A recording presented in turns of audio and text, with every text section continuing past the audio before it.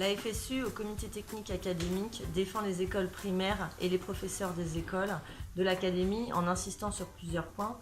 Les créations de postes dans l'ensemble de la région, le maintien des services publics sur l'ensemble du territoire, et dénonce aussi le poids pris par la Loire-Atlantique par rapport aux autres départements de l'académie.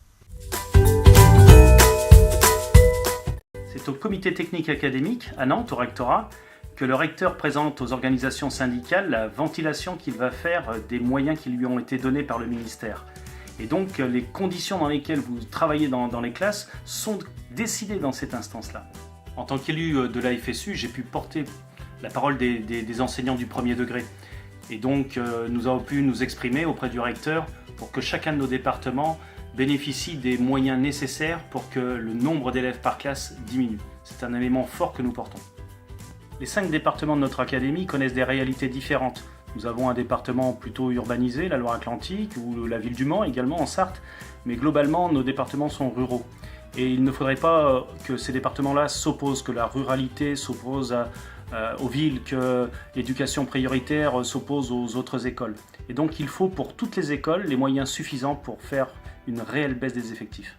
Face aux décisions du recteur, seule la délégation de la FSU défend l'idée que moins d'élèves par classe est un levier essentiel pour la réussite de nos élèves.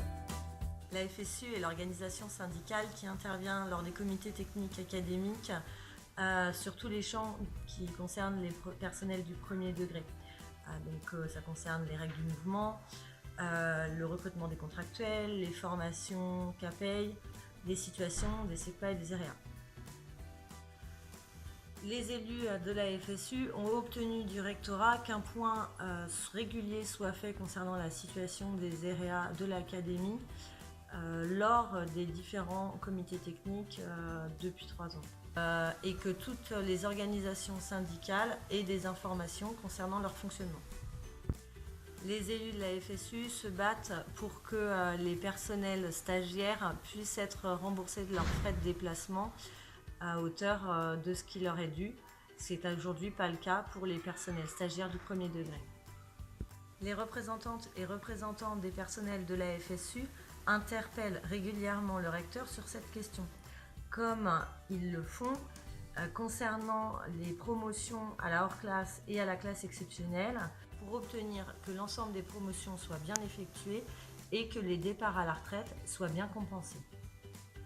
Voter pour la FSU au comité technique académique, c'est voter pour une fédération qui porte sans concession et sans démagogie les idées de l'ensemble de la profession pour une école transformée pour la réussite de tous les élèves.